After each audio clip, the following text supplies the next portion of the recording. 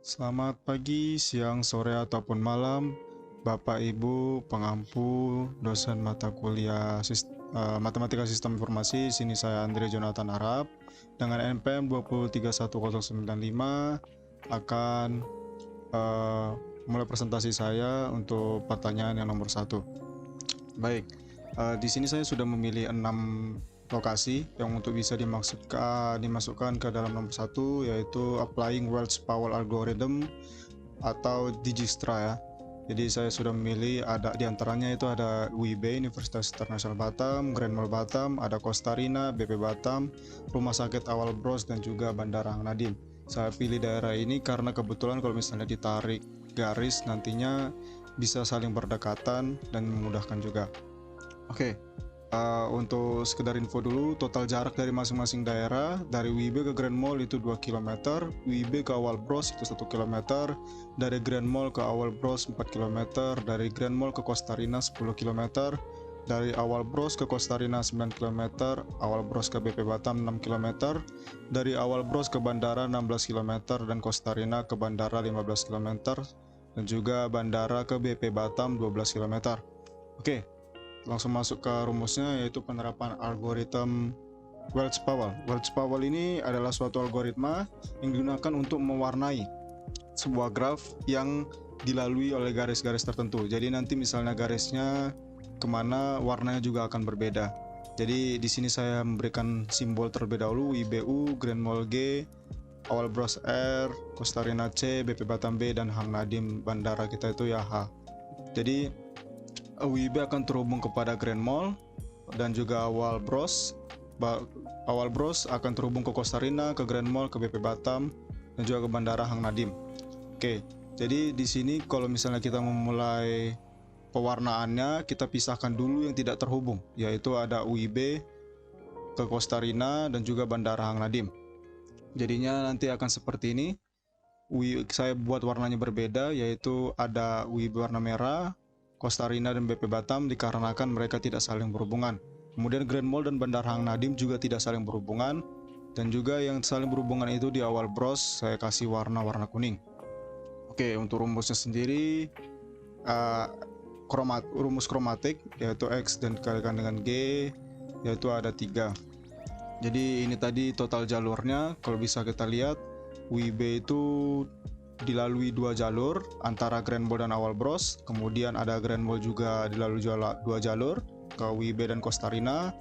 BP Batam juga 2 jalur antara Awal Bros dan juga Bandara. Kemudian ada Ocarina itu, Costa Rina itu ada 2 jalur. 3 jalur, yaitu Costa Rina, Grand Mall, dan juga Bandara Hang Nadiem. Kemudian Awal Bros dilalui 5 jalur ke WIB, ke Grand Mall, ke Costa Rina, dan juga Bandara, dan juga BP Batam ya. Kemudian Bandara Hang Nadiem dilalui 2 jalur pula ke Costa Rina dan juga BP Batam. Oke, ini tadi saya sudah masukkan untuk jarak-jarak masing-masingnya. WIB ke Grand Mall 2 km, Awal Bros ke WIB 1 km, dan seterusnya. Ini untuk memudahkan kita nanti masuk ke algoritma Dijkstranya. Oke, ini masuk ke algoritma Dijkstra. Kita masuk ke algoritma Dijkstra, kita mau menentukan lintasan terpendek dari WIB ke bandara. Jadi kita susun terlebih dahulu menggunakan algoritma Dijkstra. Apa itu algoritma Dijkstra? Adalah suatu algoritma yang dipakai untuk menentukan jalur terpendek dari suatu daerah yang berhubungan. Biasanya ini dipakai untuk Maps ya, seperti di Google Maps itu memakai algoritma Dijkstra ini. Oke, setelah itu kita susun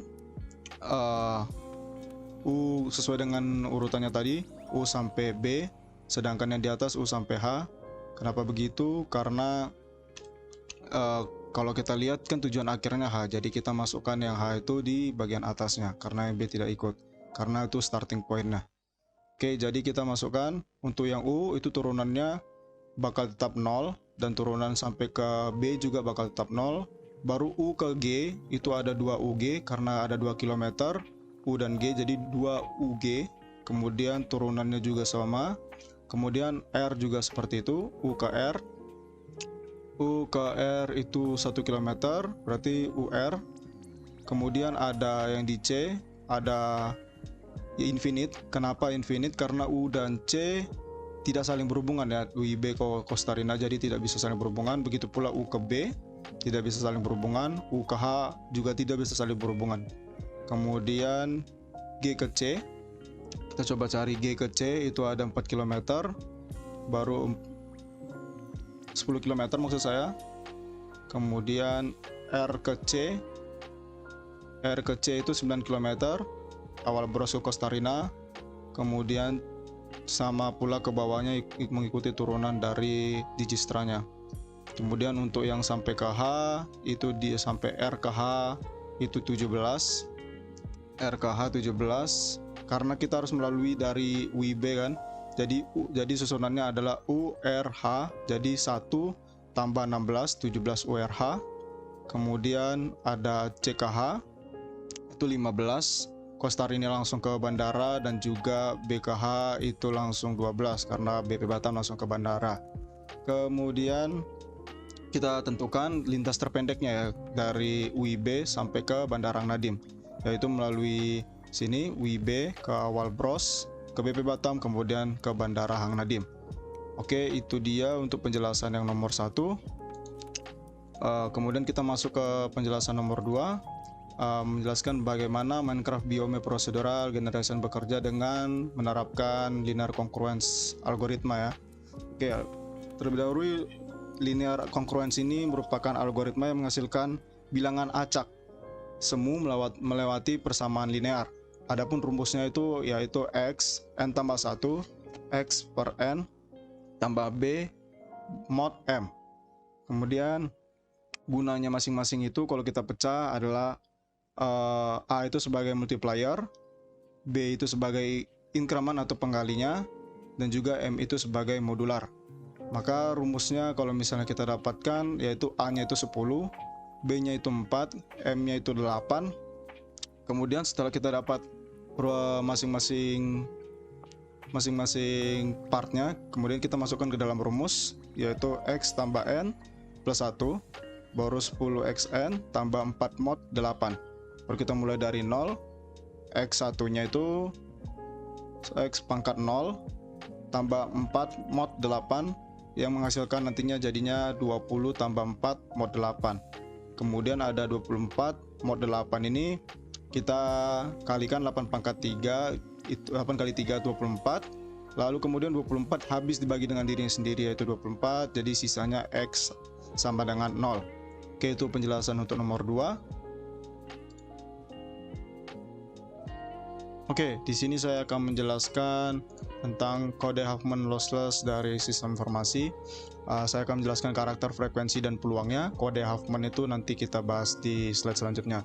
Pertama itu ada karakter S dengan frekuensi 3 dengan peluang 3/16, I 3/316 juga, T itu 1 kali muncul dengan peluang 1/16, E frekuensi 1 peluang 1/16, M munculnya 2 kali dengan peluang 2/16, N frekuensinya 1 dengan peluang 1/16, F frekuensi 1 peluang 1/16, O 1 dengan 1/16, R munculnya itu frekuensi 1 peluangnya 1/16, A frekuensinya juga 1 peluang 1/16, dan juga SP frekuensi 1 dengan peluang 1/16.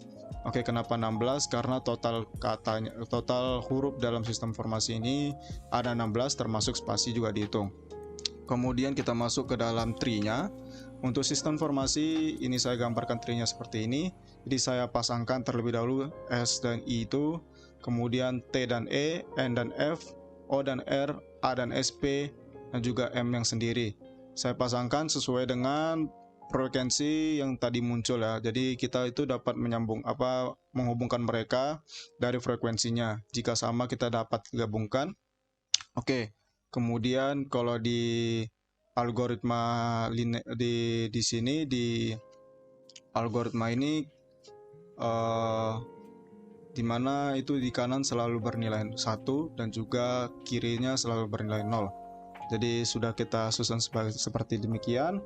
Kita tinggal naikkan S dan I itu bergabung jadi SI, kemudian T dan E itu bergabung dengan TE. Jadi kita bisa gabungkan SITE dengan kemudian N dan F kita dapat gabungkan juga, O dan R, kemudian kita dapatkan NFOR, kemudian kita bisa dapat gabungkan SITENFOR. Kemudian di sebelahnya ada ASP, kita gabungkan dengan M yang langsung menuju ke atas, dapat kita gabungkan ASPM. Kemudian dari dua ini kita dapat gabungkan lagi menjadi satu, menjadikan SITENFORASPM. Kemudian cara menghitung kode Huffman-nya itu kita dapatnya dari turunan dari angka yang tadi saya bilang, kiri 0 kanan 1. Jadi misalnya S letaknya ada di bawah sini, jadi kita dapat lihat dari turunannya 0 0 0 0 itu untuk S.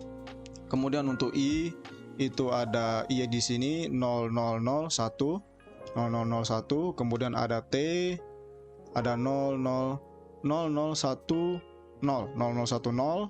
Kemudian ada E di sini berarti 0001 0011 0011. Kemudian untuk yang M itu ada di sini. Karena dia sendiri jadi cuma 11 itu untuk M. Kemudian ada N ada di sini. Kemudian kita tarik garis 0101 0100. Kemudian setelah N ada F di sini, posisi F, kemudian kita tarik 01